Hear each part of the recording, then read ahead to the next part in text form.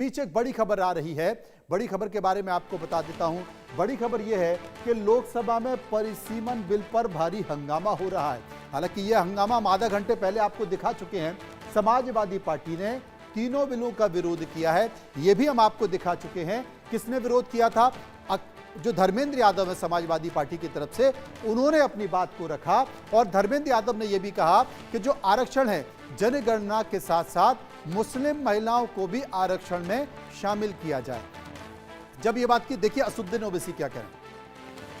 In this house, similar copies of the bill have to be introduced, need to be given to members 2 days before the introduction. Third, sir, this is a clear violation of 123B of RP Act 1951 to 1 week before voting. I call this a corrupt practice, sir. I will be asking for a division of this bill, sir, and I end by what Sahir Ludhiani had said. यहाँ पर गरीबों से मतलब जुनूबी हिंद के लोग, मुसलमान और OBC. इसका साहिर लुधियानी ने कहा, सर, शहंशाहों के गरीबों से ताल्लुक ही नहीं। एक शहंशाह ने दौलत का सहारा लेकर हम गरीबों की मोहब्बत का उड़ाया मजाक। के Radha Krishnan ji. Yes yes, thank you sir. Sir, I strongly oppose the introduction of the Constitution 131st Amendment. Sir, any constitutional amendment must uphold federalism, democracy and social justice.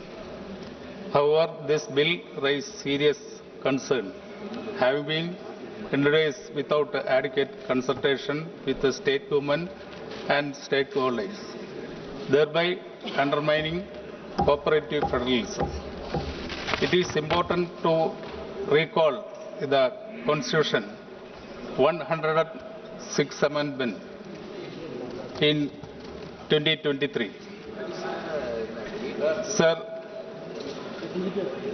in this context, introducing another amendment raises doubt about the government's interest, especially amid forthcoming state elections, suggesting political motive rather than democratic commitment. Such significant amendment cannot be rushed. This bill risks centralizing power and 60 crore जो commission लिया गया था उस जमाने में 1986-87 में, वो बातें प्रूफ हो गई। और इस कारण से उसके बाद क्या घटना हुई, कोतरोची को कैसे भगाया गया, स्विस बैंक में किसके अकाउंट थे, ये सारी चीज़ें समय समय पर मैं बताता रहूँगा। लेकिन जो सबसे महत्वपूर्ण है कि बोफोर्स में 64 करोड़ का घोटाला हुआ, भारत सरकार ने उसको माना और 53 करोड़ रुपया विन चड्ढा की चूंकि मृत्यु हो गई थी, तो हर्ष चड्ढा के नाम से जो संपत्ति थी उसको संपत्ति जब्त की और भारत सरकार के किटी में वो गया। आज महिला बिल आ रहा है, उसको लेकर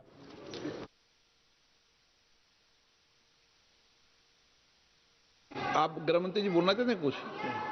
अभी ठीक, ओके प्लीज। प्रश्न ये कि विधेयक को पुनर्स्थापित करने की अनुमति प्रदान की जाए। Item number 7। हाँ, अभी तो शुरू तो होने दो।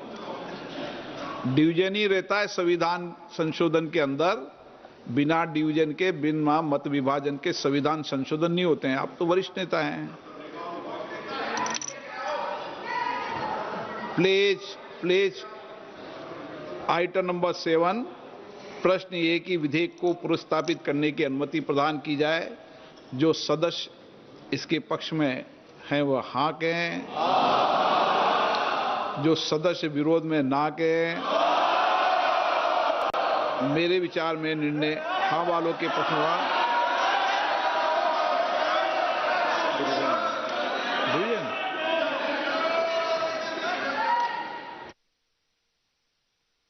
ये कोई परेशानी नहीं है।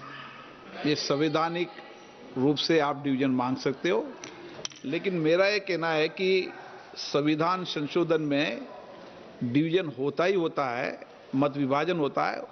अभी का समय खर्च मत करो, बोलने का समय रहेगा आपका। विचार करो।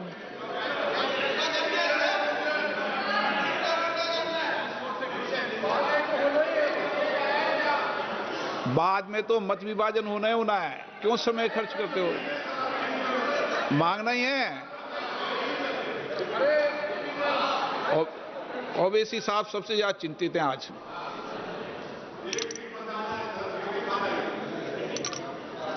लॉबी खाली कराए जाए।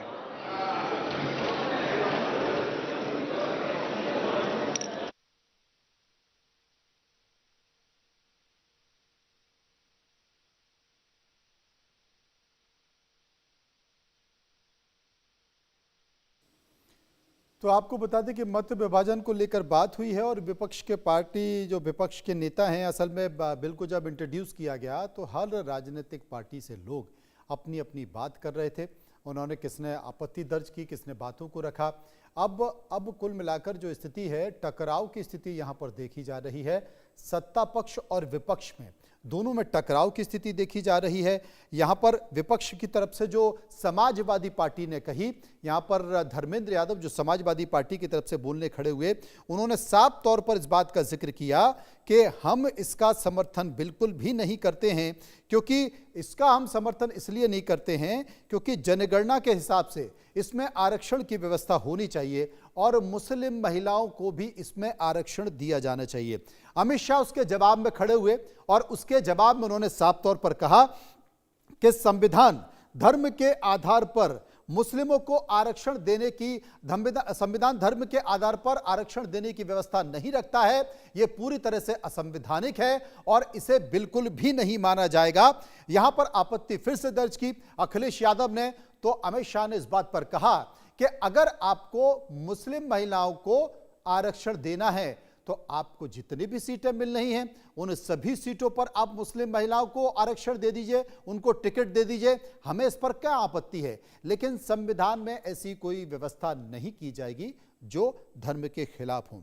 हम आपको बता दें, इस तमाम सारी बातों के पीछे बड़े संकेत निकल कर आ रहे हैं और इन बड़े संकेतों में महिला आरक्षण संशोधन विधेयक 3 बिल आज संसद में पेश किए गए। इसके साथ ही विपक्ष ने विरोध शुरू कर दिया। सबसे पहले कांग्रेस के सांसद केसी वेणुगोपाल ने इन बिलों का विरोध किया और कहा कि सरकार संविधान को हाईजैक करने जा रही है। इसके बाद समाजवादी पार्टी के सांसद धर्मेंद्र यादव ने भी इसका विरोध किया और कहा कि जब तक मुस्लिम महिलाओं को आरक्षण नहीं दिया जाएगा तब तक इसका कोई मतलब नहीं है। इस पर अमित शाह ने साफ तौर पर कहा कि मुस्लिमों को धर्म के आधार पर आरक्षण गैर संवैधानिक है और सरकार बिल्कुल ऐसा कतई नहीं होने देगी।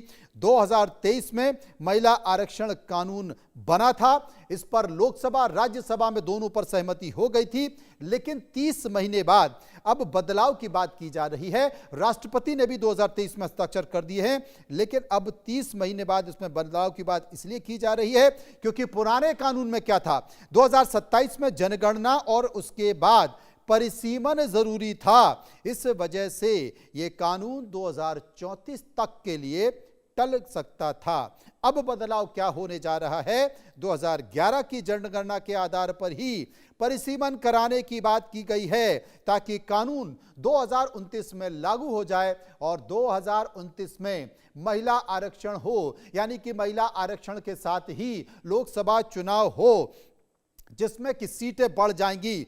और बदलाव से क्या होगा, बदलाव से 2029 जो लोकसभा चुनाव होगा उसमें उड़ीसा, आंध्र प्रदेश, सिक्किम और अरुणाचल प्रदेश विधानसभा चुनाव में भी महिला आरक्षण लागू हो जाएगा। तो कुल मिलाकर हम लोकसभा की जो कार्रवाई चल रही है, लोकसभा की कार्रवाई के तहत आपको तमाम जानकारियां दे रहे हैं। सत्ता पक्ष और विपक्ष आप देख रहे हैं, लकीरें खिंच गई हैं। यहां पर जो बेल है उसको क्लियर कराने की बात की गई है। मत विभाजन की स्थिति आएगी यहां पर, जिसका कि जिक्र चल रहा है। हर राजनीतिक पार्टी के नेता अलग अलग खड़ाई देंगे। आपने देखा कि बिल को इंट्रोड्यूस करने के बाद जो विपक्ष है उसने अपनी बात कही है, समाजवादी पार्टी ने बात अपनी कही है, AIMIM के जो नेता असुद्दीन ओवैसी ने भी इस बिल का विरोध किया है, विरोध करते हुए अपनी बात कही है। दक्षिण भारत की एक और पार्टी के सांसद खड़े हुए, उन्होंने भी इस बात का विरोध किया है। कुल मिलाकर विरोध देखा जा रहा है। अब मत विभाजन की स्थिति चल रही है संसद में, यहां पर आप देख सकते हैं।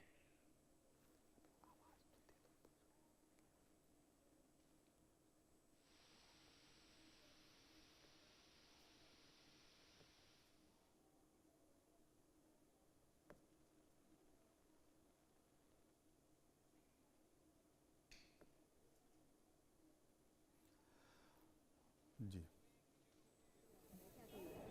आज पूर्ण दिन है।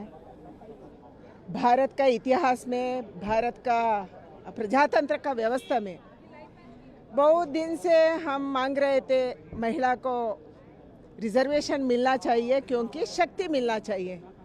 महिला का ध्वनि को बहुत शक्ति है, मगर वो ध्वनि को शक्ति चाहिए, वो ध्वनि को इज्जत चाहिए, वो ध्वनि पॉलिसी मेकिंग में होना चाहिए। ये हमारा नारा था। अभी ये नारा पूरा हो रही है। प्रधानमंत्री नरेंद्र मोदी जी के नेतृत्व में महिला का ध्वनि को शक्ति देने का काम कर रहे हैं। बहुत अच्छा लग रहा है, बहुत अच्छा हो जाएगा। लेकिन डीलिमिटेशन की भी जो बात हो रही है मैम, इसका लगातार जो है सरकार विरोध कर रही है, ऑपोजिशन पार्टीज, और कह रही है कि साउथ से जो है इसकी वजह से जो है सीट्स जो है वो कम हो जाएंगी। क्या पॉपुलेशन का आधार पर डीलिमिटेशन होना चाहिए। ऐसा कुछ है तो अलग अलग तरीकों से हम डिलिमिटेशन करते हैं। नॉर्थ ईस्ट में जनसंख्या का तरीका अलग है, पॉपुलेशन का तरीका अलग है, गोवा में अलग है। Kind attention of the honorable members is invited to the points in the operation of the automatic vote recording system. Before a division starts, every honorable member should occupy his or her own seat and operate the system from that seat only.